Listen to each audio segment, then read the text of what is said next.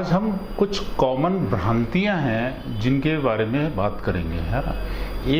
एक सबसे बड़ी भ्रांति है कि जो क्रॉनिक डिजीजेस हैं, जैसे डायबिटीज है, थायराइड है, ब्लड प्रेशर है, इसमें इन रोगों का किसी रोगी को इस चीज़ के बारे में ज्ञात होता है कि भाई मुझे थायराइड है या शुगर है या ब्लड प्रेशर की प्रॉब्लम है, तो वो शुरू में तो जब डॉक्टर के पास जाता है, डॉक्टर उसको ये डायग्नोस करके देता है कि भाई तुझे ये तकलीफ है, तो वो शुरू में तो डॉक्टर की दवाइयों को फॉलो कर लेता है।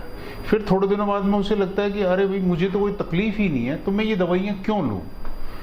तो वो उनको या तो बंद कर देता है या वो उसको इंटरप्टेड वे में लेने लग जाता है, इंटरवल पे लेने लग जाता है, या उनके साथ में और कई तरीके के एक्सपेरिमेंट करने लग जाता है। तो उसमें मेरा ये कहना है कि सबसे बड़ी बात यह है कि ये जो क्रॉनिक डिजीजेस हैं, ये हालांकि शॉर्ट टर्म में कोई नुकसान नहीं पहुंचाती शरीर को, परंतु धीरे धीरे ये क्या है, एक तरीके से कहा जाए तो स्लो पॉइजन है।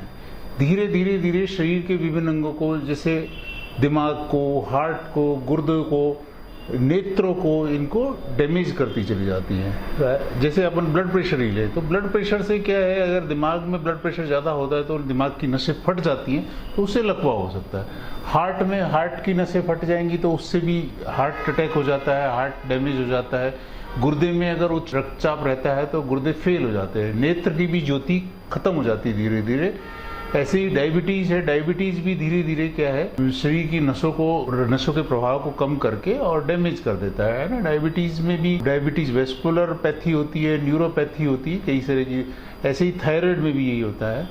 और पर जो जिन लोगों को ये पता चलती बीमारी, वो क्या करते हैं कि शुरू में किसी प्रॉब्लम, छोटी मोटी प्रॉब्लम के लिए डॉक्टर के पास जाते हैं, डॉक्टर उनको चेक करा के बताता है कि भाई आपको ये तकलीफ है, तो रोगी उस समय थोड़े दिन तो दवाई लेता है, फिर उसको लगता है कि भाई मेरे को कोई तकलीफ नहीं है, तो वो उनको बंद कर देता है।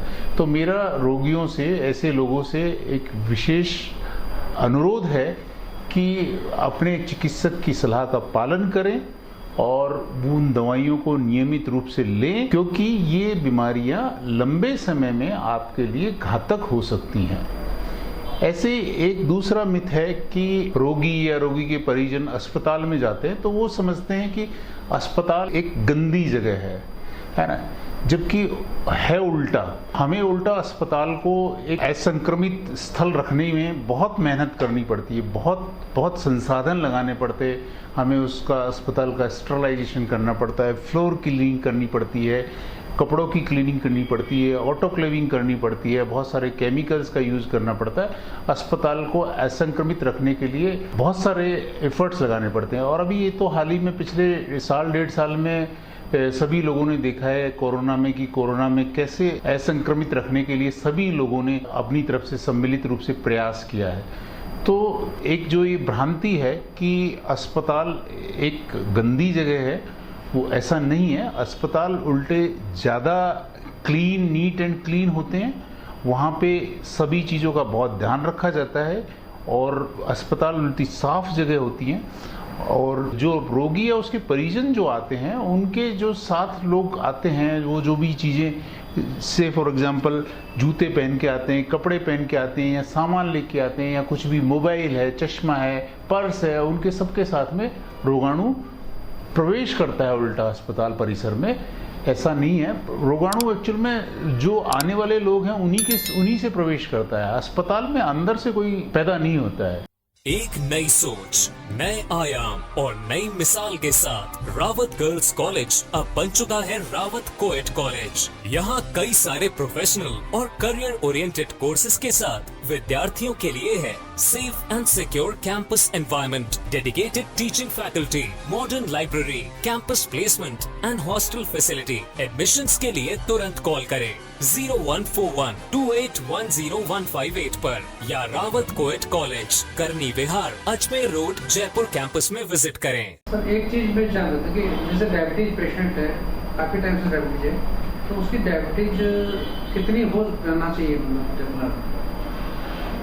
देखिए, जो खाली पेट वाली डायबिटीज 100, 120, 140 तक नॉर्मल है, और खाने के बाद वाली डायबिटीज 150 तक नॉर्मल है। लेकिन अगर अभी जैसे कोई है 200 तक है, रेगुलर डायबिटीज रहती है, तो उसमें कितना फर्क पड़ता होगा? उसका जैसे कि मैंने बताया आपको कि उससे उसमें नॉर्मल कोर्स में उसको कुछ नहीं लगेगा, परंतु आप एक सीधा सा एग्जांपल समझिए कि जैसे जैसे घर में अपन रोज़ चाय बनाते हैं, चीनी का दाना अगर गिर जाता है फर्श पे तो वहाँ पे चींटी जल्दी से आ जाती है।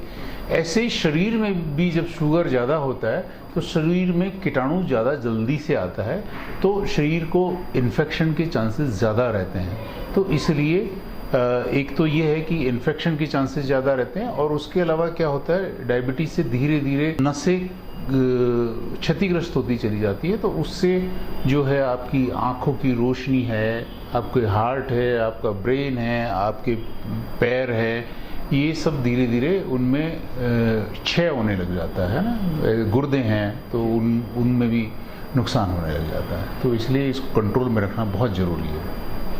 Thank you sir. Arc Heart and EECP general hospital US FDA व अमेरिकन हार्ट एसोसिएशन द्वारा अनुमोदित राजस्थान का प्रथम अंतर्राष्ट्रीय मापदंडों के अनुसार हार्ट अटैक के मरीजों का बिना सर्जरी बिना भर्ती किए EECP द्वारा अत्याधुनिक इलाज।